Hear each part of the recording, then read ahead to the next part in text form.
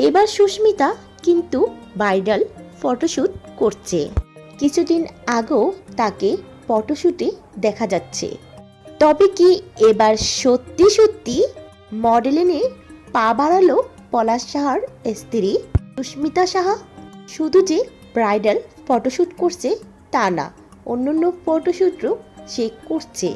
এখন অনেকেই বলা বলি করছে সুস্মিতা কিভাবে এত সহজে পলাশ সাহাকে এবং পলাশ সাহার স্মৃতি ভুলে মডেলিংয়ে যোগ হয়ে গেল।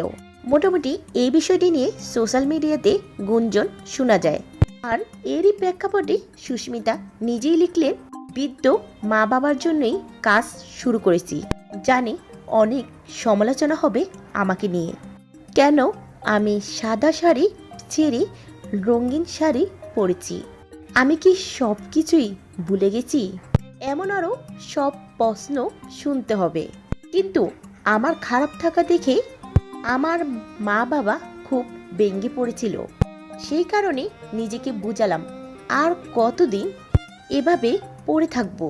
যে মানুষটি আমার কথা একবারও ভাবেননি চলে যাওয়ার আগে, তার জন্য মা বাবাকে কষ্ট দেওয়াটা ঠিক হবে না।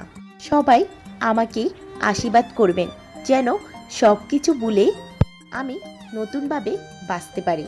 তো ভিউয়ার্স, আপনাদের কাছে কি মনে হয় সুস্মিতা মডেলিং ক্যারিয়ার বেছে নিয়ে কি ভুল করেছে?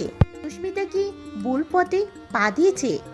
অবশ্যই আপনার মূল্যবান মতামতটি নিচে কমেন্ট বক্সে লিখতে ভুলবেন না।